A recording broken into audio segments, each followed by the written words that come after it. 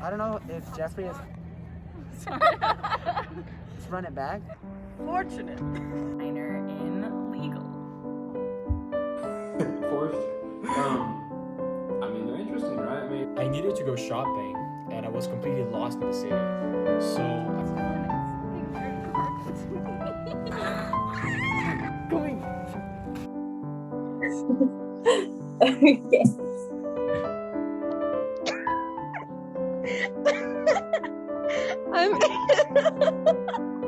No, we literally have to read No.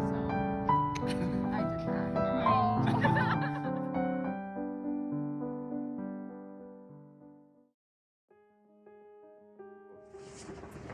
Danforth to me is about having friends that are always there to support me, whether it's like just me exploring a new class or a club I'm interested, or if it's me wanting someone to hang out with over the weekend and do something that I haven't done before. It's people that are really not there for just like one specific aspect of my life, but are really there for all different aspects and are there to support me through all the different things that I do as a person. Means stepping onto campus your first day here, knowing that you have a group of 60 plus people who all care about you, and knowing that you start day one with amazing friends like you saw. Yay! Like Dylan said, I think it is having this supportive community from day one, but it's also being able to text Alice at like 3 a.m. asking her if she's ready to go to Caldi's at 9:30 the same morning, and her being up for it in like a second. And it's also being vulnerable in seminar and sharing some of our deepest difficulties with each other and helping each other grow from those difficulties. Danforth to me is really a home base because it was our starting point with Camp Minnewanka and finalist weekend when we were coming into college, and it's somewhere we can always return to. We know that people will always be there for us, even if we're not with them 100% of the time. And I know it sounds a little cliche, but to me it really just means like a community, not only with my own cohort, but with all the other years and my Dan fam and everything. And I think it's kind of unique as a community where you don't need to know everyone and you don't need to be very close with everyone for them to be anything that you need them to be. You can go up to a senior that you've never met or have never even really talked to that much, and they will do everything they can to help you out, to give you advice or answer any questions that you need. If you reach out to anyone for anything, everyone will do everything in their power to be the best person they can for you, whether they know you or not, whether in their cohort or not. And if you're ever bored or if you ever just want to go get dinner, like everyone here is always there for you. So one of the Danforth mottos is be your own self at your very best all the time. And to me, Danforth is a group of people that continuously push me to be my own self at my very best all the time, but also show me that that can look so different because everyone has different beliefs, different passions, and it's just a very diverse group of people. Guinter's in isolation housing, but thanks to new social distancing technology, we can get his response. Guinter, what does Danforth mean to you? The Danforth community means a lot to me. From the day I got to WashU, I knew I would have friends, and it actually feels like a family. I'm a proud Dan, and I can say with all the words that you guys should choose WashU. So that didn't work out. After like 30 tries, we realized that the new technology is not strong enough to get into quarantine housing. So we're going back to the old format here. I'm with Veronica. So Veronica, what's a word that describes Danforth for you? Okay, so for me, if I had to pick one word to describe Danforth, I would say dependability. The people in Danforth, even though I haven't actually met anyone in person, I can always rely on them. So like every Friday, I always call Logan and we rant about our week and we complain about being pre-meds. And Christian helped me survive chemistry last semester. And I also check up with Shaylee a lot, and we talk about everything. So I have found that no matter what situation I'm going through, I can always reach out, and Danforth will be there. exceptional. Open. Fortunate. I think the word I would use to describe Danforth is connection.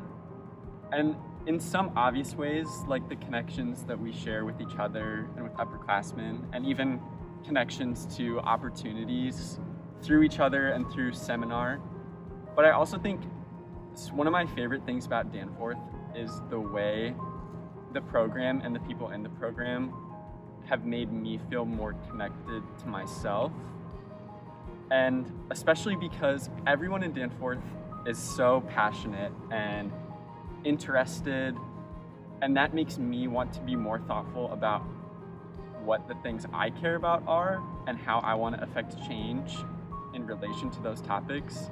Like when I hear my Dan Graham, Caitlin, building rockets, and I just think that's so cool. And like then that makes me think like, okay, like what am I gonna do to like make progress on the things I care about? So I think being surrounded by the kinds of people who are doing those things and who like want to genuinely make a difference, like that pushes me to be more connected to myself, which is just like a great thing to have in your life. I feel so connected. The word I would use to describe the Danforth community is supportive. Everyone really like wants you to succeed and wants you to find things that you're interested in and find what you're passionate about.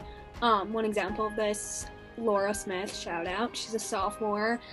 She interned at a political organization here in St. Louis called Show Me Integrity, and she basically just wrote in the GroupMate at the end of first semester saying like, hey guys, the organization that I interned for last year is looking for new interns. If anyone is interested, like reach out and I'll like give you more information. So this was like something that I was really interested in, so I reached out to her and I ended up applying there, and now I work there. So just one example of the many times that the Danforth community is there for you, to be supportive and help you with anything you need.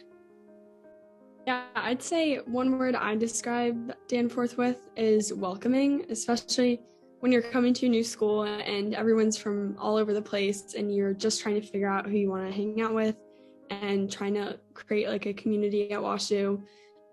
Danforth is the most welcoming and supportive group of people to start off, especially starting off your experience at WashU.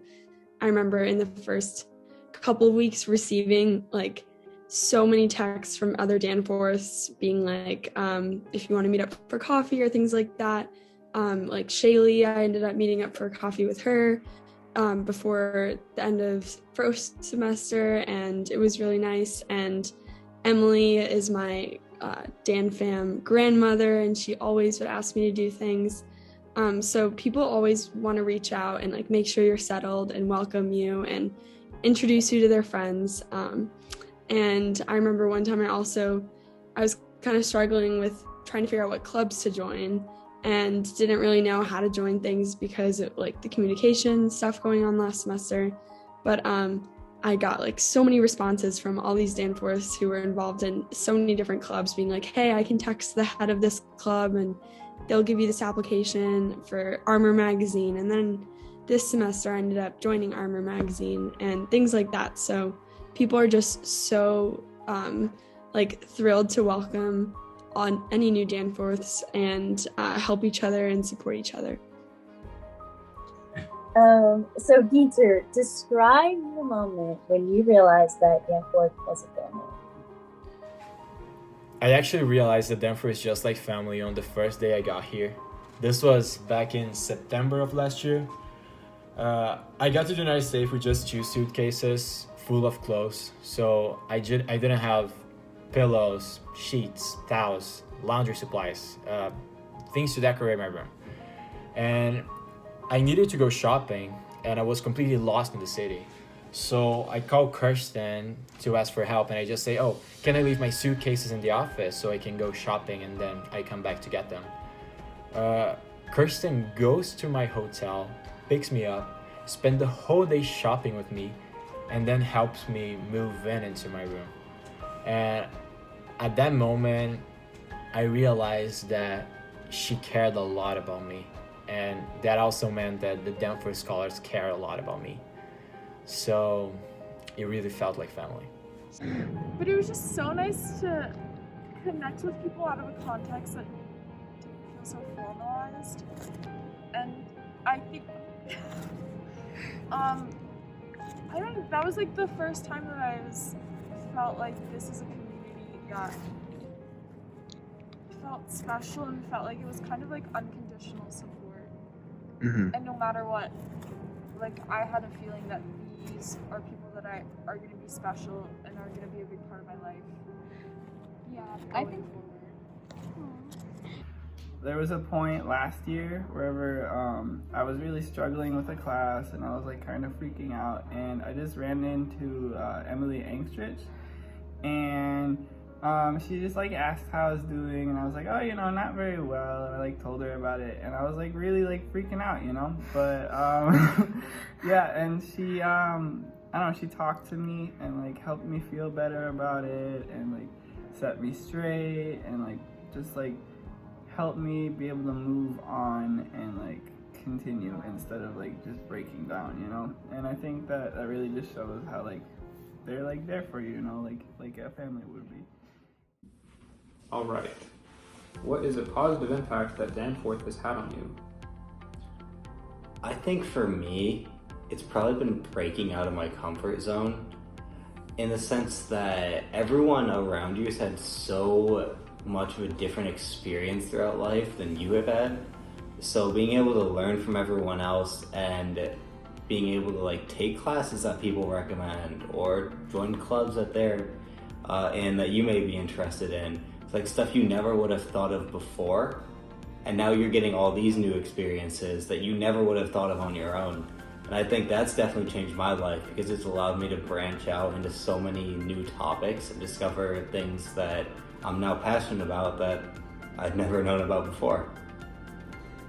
Something sort of cool, I mean, like in the interactions I've had with some of the older students, they like know sort of like secret organizations and secret, just like things that go on in St. Louis and WashU, and that's been pretty cool. It's sort of like you have a little in to a really interesting experience, and I guess I won't say any more, right, because then it won't be a secret too much. But yeah, it's sort of interesting. You keep your ears out, eyes open, and you can learn some interesting stuff just from the people that are around you. So in terms of a positive impact that Danforth has had on me, I remember for Minnewanka, our trip that we have in Michigan at the beginning of each year, the growth zone was mentioned a lot, and specifically when we were doing high ropes, it was all about the growth zone, and it's essentially being in a place that you're uncomfortable, but you can still do it. And I still think about that a lot to this day. Not the high ropes, but just like the growth zone in general.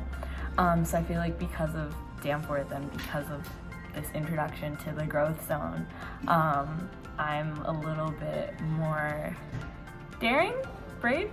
I'm working on it, so I think that's a positive impact that it's had on me.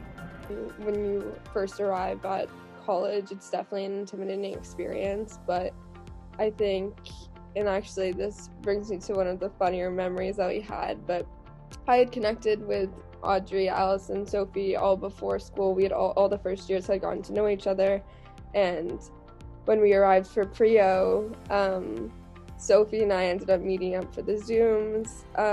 We found ourselves doing yoga at the underpass. We didn't realize how much foot traffic there would be, but they were moving in. Kind of embarrassing. Oh, here it is. This is some early morning Danforth yoga.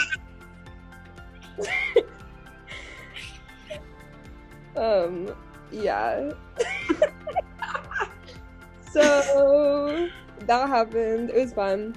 But just the fact that Sophie and I had probably met 12 hours before that happened, and we already were able to connect so well because the Danforth community kind of just does that to people and makes you feel very close with them. You will just find support in everything that you do, and everyone there is willing to kind of be there for you in a unique way, especially when you're first arriving at college. So sophomore year, it was around the time when it was Emily's birthday, and we were about to go like all hang out, and Helen was like, I want to surprise her by playing Happy Birthday on my classical guitar. Keep in mind, Helen had not played said guitar for several years, so she did not remember how to play said song, and so she spent about 30 minutes trying to work out the notes. Perhaps longer, when Emily finally strolled in to give a very out-of-tune, wrong note version of Happy Birthday. Off tempo. It was my tempo. But it was there, and you know, it happened, so happy late birthday from February. It was a beautiful moment, a beautiful moment. I tried. So I don't know if Jeffrey has told you guys about this story yet. You may have heard already, and this might be a little redundant, but the story about the geese and how the geese support one another and fly in a V formation so that it's easiest for the geese in the back, and the first one is leading the geese and has to do the most work. And when we were walking on campus the first night, I had the idea that we should fly in geese formation. Like so. While we were walking. Like so. Let me demonstrate. I'll be lead goose. Ready? This is not geese formation.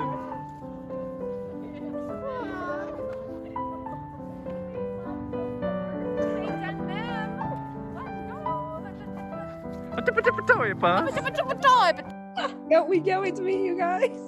Bye. Bye-bye. See you on campus. See you on Zoom.